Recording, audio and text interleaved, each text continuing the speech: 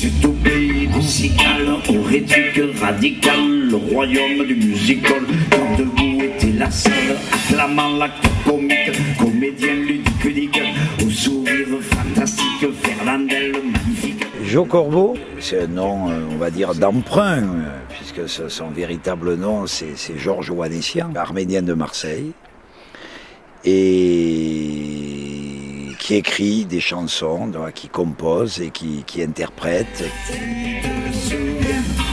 te souviens de ma vie, tu te souviens de ma vie, tu te souviens. Le goût de la musique, c'est venu dans mon adolescence. Il y a eu quelque chose qui a été très important pour moi, la découverte du rock'n'roll.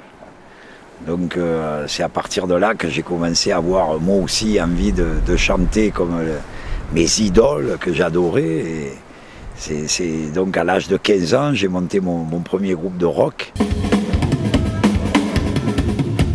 Et puis par la suite, donc j'ai pu faire l'école des beaux-arts aussi, donc parce que j'ai toujours dessiné, peint, et pour moi tout ça c'est un tout. Le reggae, c'est arrivé tout simplement en 77. La première fois, une amie m'a dit « il faut que tu viennes, il y a un chanteur formidable », c'était Bob Marley.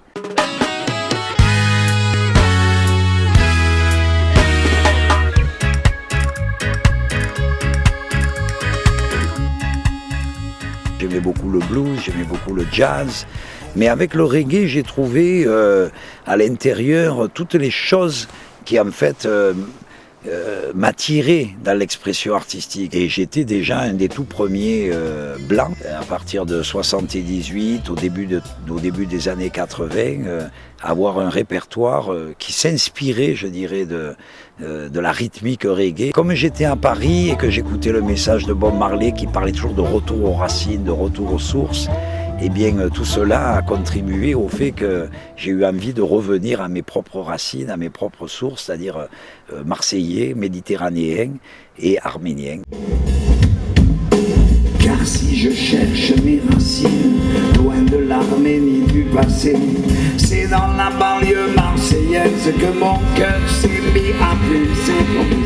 Donc c'est avec Tatou au départ qu'on a créé le Massilia Sound System, tous les deux. Il y a toujours eu une tradition, je dirais, dans nos régions, la tradition des troubadours, qui sont aussi des traditions orientales, la manière de raconter les choses, de pouvoir captiver un public, de pouvoir interroger les gens sur des phénomènes de société. Comme je faisais beaucoup de mixage, j'ai amené les éléments marseillais, prendre des bandes de son, de films, de Pagnol, du Spoons, de Rému, de Fernandel. Le fait aussi de se rattacher à ce passé du music-hall marseillais qui me semblait être vraiment important. Même Quartier Nord à l'époque, qui était un groupe déjà qui existait,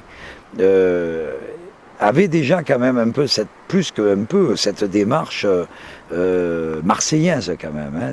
On peut dire que c'est quand même le premier groupe qui a fait du rock en utilisant les mots du langage marseillais. Et nous, à part que c'était pas sur du rock, c'était sur une autre base rythmique.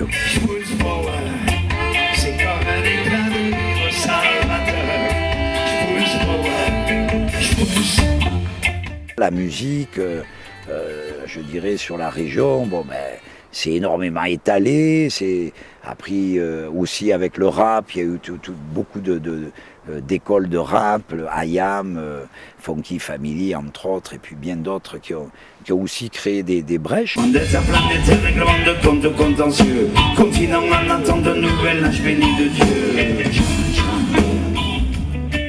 Pour moi, Marseille, c'est avant tout une ville mondiale. Donc, à partir de là, je pense qu'il suffit d'ouvrir la bonne porte pour se retrouver dans l'espace géographique universel que l'on veut bien choisir. Mais en même temps, ne pas tomber, je dirais, dans un côté un petit peu caricatural, quoi. Donc, il fallait créer cette identité. Mais il est arrivé un moment aussi où cette identité est devenue une sorte d'ethnocentrisme. C'est-à-dire vraiment le côté marseillais qui me dérange aussi énormément. C'est paradoxal, c'est paradoxal. C'est paradoxal, c'est paradoxal, c'est salle.